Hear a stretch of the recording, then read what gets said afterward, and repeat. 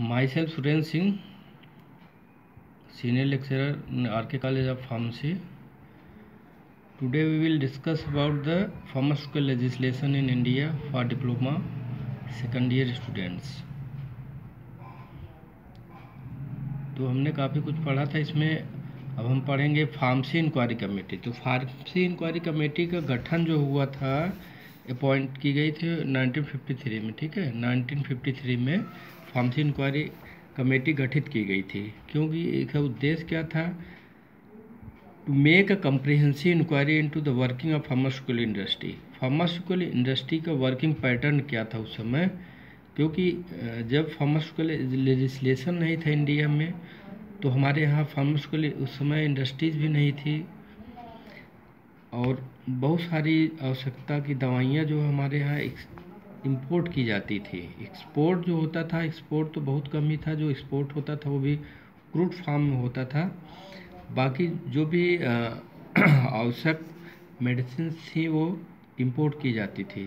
तो pharmacy inquiry committee गठन इसलिए किया गया कि to make a comprehensive inquiry into the working of pharmaceutical industry and to recommend the steps to be taken by the government to establish it on sound line in the interest of country's health and economy।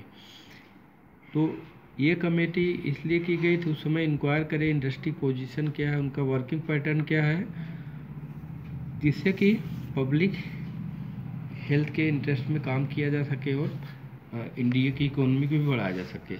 Next उसके बाद आया जो है pharmaceutical legislation in India के अगली कड़ी में आया drugs and magic remedies objectional advertisement act was passed in 1954। 1954 में जो है आपका आया drug and magic remedies objectionable advertisement act.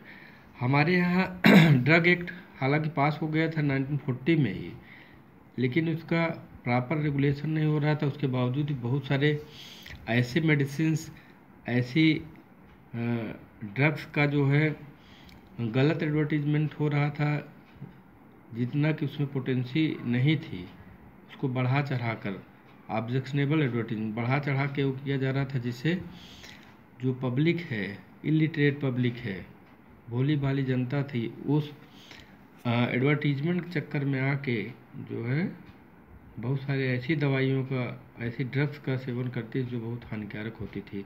तो उसको कंट्रोल करने के लिए drug and magic remedies act आया 1954 में। नेक्स्ट है medicinal and toilet preparation excise duty act 1955। 1955 में जो है हमारा मेडिसिनल एंड टॉयलेट प्रिपरेशन आया। इसका मेन उद्देश्य क्या था? Mainly to regulate the use of alcohol in medicinal and toilet preparation. Alcohol का कहीं गलत इस्तेमाल तो नहीं हो रहा है, मिसयूज तो नहीं हो रहा, उसको कंट्रोल करने के लिए यह है medicinal and toilet preparation. Next in June 1959 में the government of India appointed the health survey and planning committee. Health survey और प्लानिंग कमेटी का गठन किया गया 1959 में गवर्नमेंट ऑफ इंडिया के द्वारा, जिसके चेयरमैन थे जो मुदलियर, इसलिए इसको मुदलियर कमेटी भी कहा जाता है। इसका उद्देश्य ये था कि जो हमारे इंडिजिनस सिस्टम है, हमारे Indian medicine system, indigenous system of medicine also within the purview of the drug act, कि इसको Indian medicine should also be kept under the drug act. Next appointment of Chopra committee. Chopra committee का गठन किया गया under the chairmanship of colonel R N Chopra 1944। इस committee का गठन किया गया था। This committee was set up with the objective to prepare the material list for the list of drugs in use in India. R N Chopra committee गठन इसलिए किया गया था कि जो भी मेडिसिन हमारे यहाँ इंडिया में यूज हो रही हैं, उनके लिए क्या मटेरियल्स यूज हो रहे हैं, उसकी लिस्ट बनाने के लिए।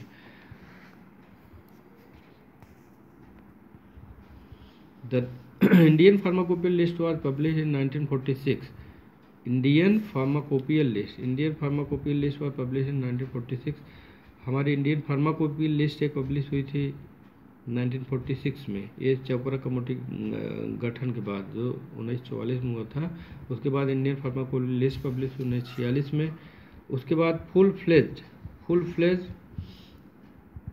Indian pharmacopoeial committee was appointed 1948 में एक full fledge Indian pharmacopoeial committee का गठन किया गया।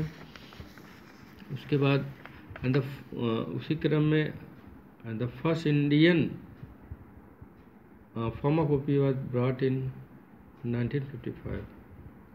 इंडियन फार्माकोपी है, पहली इंडियन फार्माकोपी है जो फर्स्ट एडिशन आया था 1955 में। उसके बाद तमाम फार्माकोपियल एडिशन आए टाइम। Thank you.